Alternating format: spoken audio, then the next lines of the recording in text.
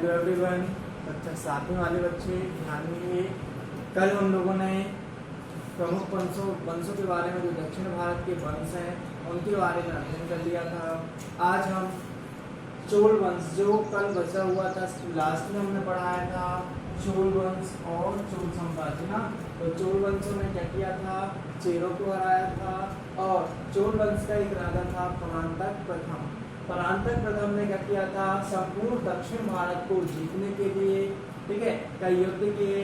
इसने सबसे पहले मदुरै में जो पांडव वंश था, मदुरै में जो पांडव वंश के राजा रहते थे उनको हराया और मदुरै को जीता।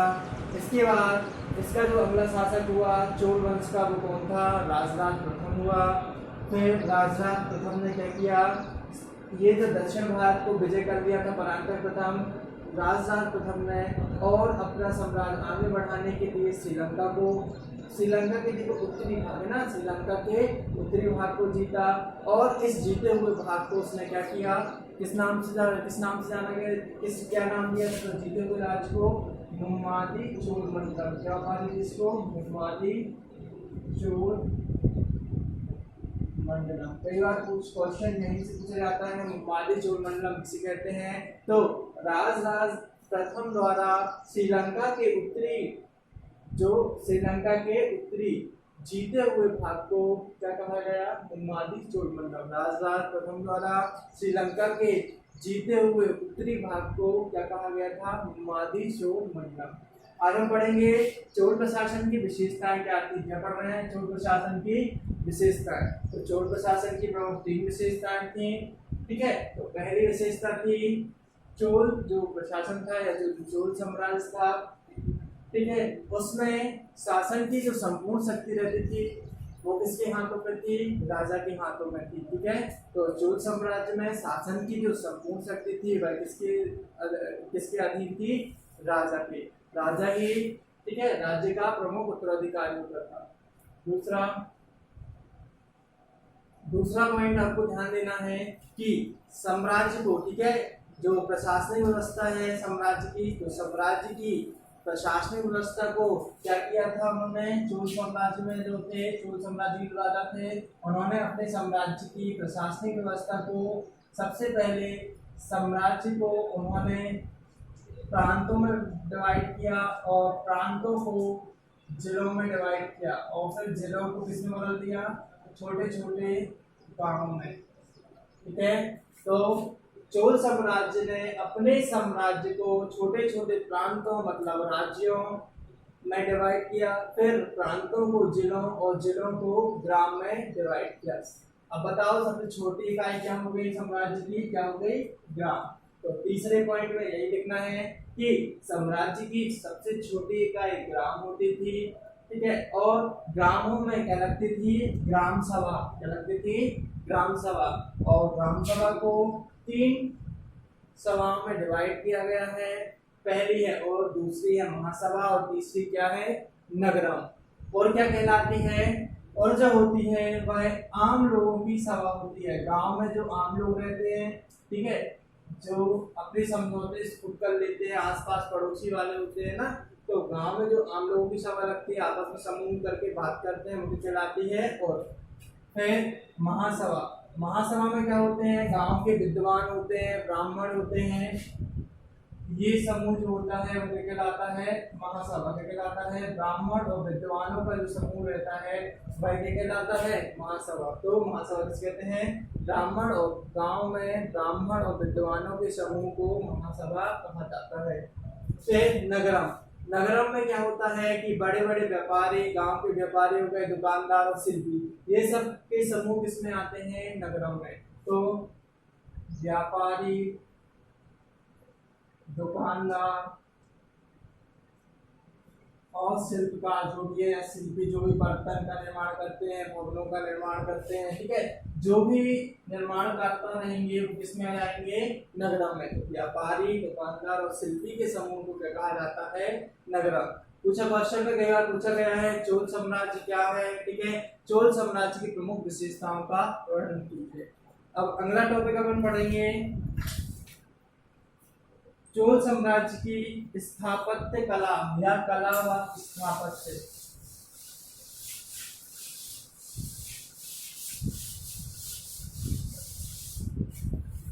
तो चोल साम्राज्य की क्या पढ़ रहे हैं, कला व स्थापत्य, मतलब चोल साम्राज्य में कौन कौन सी कलाएं थी और उन्होंने किन किन चीजों का निर्माण कराया। स्थापत्य मतलब होता है उन्होंने किन मंदिरों का निर्माण कराया या महलों का या किलों का निर्माण कराया। ठीक है, कला व स्थापत्य।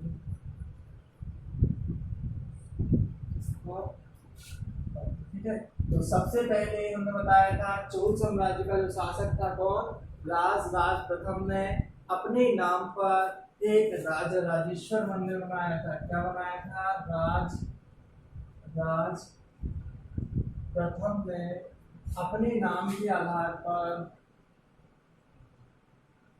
राजेश्वर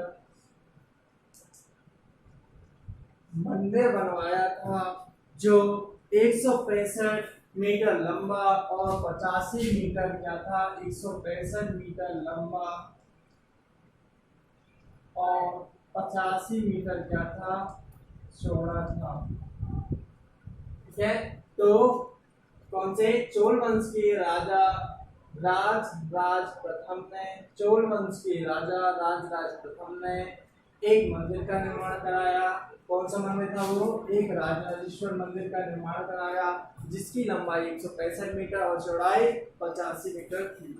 दूसरी विशेषता है, चोल साम्राज्य ने भवनों के निर्माण में पल्लवों की परंपरा को ही अपनाया। जो पल्लव लोग अपने भवनों का निर्माण कराते थे, वैसे ही मंदिरों भवनों का निर्माण किन्होंने कराया, चोल वंश के राजाओं ने। तंजौर में ये कहाँ पे थे, राजेश्वर मंदिर कहाँ पर था, तंजौर आंध्र प्रदेश या तमिलनाडु के पास का हिस्सा है तंजौर। ठीक है, फिर अगला, चोल राजाओं ने मंदिरों के निर्माण और उनकी सुरक्षा के लिए बड़ी उदारता से धन और भूमि का दान दिया। जो भी चोल शासक हुआ करते थे, यदि उन्हें पता चलता था कि मंदिरों का निर्माण यहाँ करना था तो वो क्या करते थे, ठीक है, मतलब वो कह सकते हैं कि अपन बड़ी उदारता के साथ वो बिना किसी घमंड के धन और भूमि का दान मंदिरों के लिए दिया करते थे। ठीक है, अब इसका साहित्य पढ़ना है, चोल साम्राज्य का साहित्य क्या था। साहित्य मतलब कि चोल प्रशासन में हमें क्या क्या चीजें मिलती थी, उनकी भाषा क्या थी, ठीक है, उन्होंने क्या क्या अपनाया था, उनके साहित्य में क्या क्या कार्य हुए। चोल प्रशासन में जब चोल शासन सम्राट चल रहा था तो वहां पे कौन कौन से कार्य हुए ये जानना है ना। तो पहला क्या लिखा है, चोल साम्राज्य के काल में संस्कृत और तमिल दोनों भाषाओं की उन्नति हुई। तो पहले साहित्य में क्या हुआ, तो जो चोल साम्राज्य का शासन था उस समय क्या था, संस्कृत और तमिल दोनों भाषाएं क्या थी, चल रही थी, संस्कृत और तमिल। दूसरी विशेषता है, कंबन ने अपने प्रसिद्ध ग्रंथ रामायण की रचना तमिल में की। कंबन मोस्ट इंपोर्टेंट क्वेश्चन है, ऑब्जेक्टिव खालिस्तान या विकल्प के रूप में पूछा जाता है कि भाई कौन से लेखक हैं जिन्होंने रामायण की रचना तमिल भाषा में की। ठीक है, तो कंबन एक ऐसे लेखक हैं जिन्होंने रामायण की रचना, रामायण ग्रंथ की रचना इसमें की तमिल भाषा में की। ठीक है, तो किसने की रामायण की रचना तमिल भाषा में, कंबन ने। किसने, कंबन ने। तुलसीदास ने हिंदी भाषा में रामायण लिखा और वाल्मीकि जी ने संस्कृत भाषा में रामायण की रचना की। फिर तीसरा पॉइंट, दक्षिण के प्रसिद्ध महाकाव्य शिल्पपति कारम और मणिमेखले थे। तमिल साहित्य में इन्हें रामायण और महाभारत के समकक्ष माना जाता था। ठीक है, दक्षिण भारत के भी दो बड़े महाकाव्य थे। ठीक है, उनको क्या माना जाता था, महाभारत और रामायण के समान ही माना जाता था। चौथा पॉइंट है, इन महाकाव्यों से दक्षिण के प्रारंभिक इतिहास की प्रमुख जानकारी मिलती थी। ये जो दो महाकाव्य थे कौन से, शिल्पदिकारम और मणिमेखले, ये दो जो महाकाव्य थे इनसे दक्षिण भारत के सभी वंशों की जानकारियां मिलती हैं।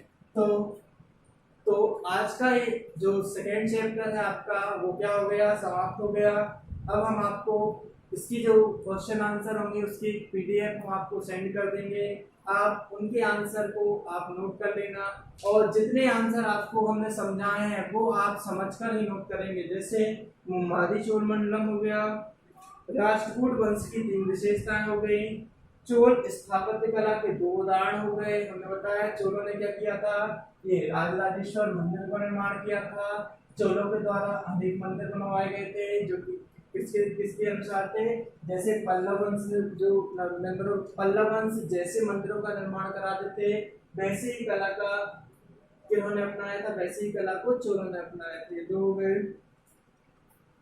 उत्तर तथा दक्षिण भारत में निकटता के संबंध हमने सबसे पहले पार्ट में बताया है, ठीक है। आप सबसे पहले अध्याय के पार्ट में देखना, एक वीडियो है उसमें इन सारी चीजों के आंसर मिल जाएंगे। ओके, आज के लिए इतना ही। अब नेक्स्ट अध्याय अपन अगली वीडियो में पढ़ेंगे। ओके।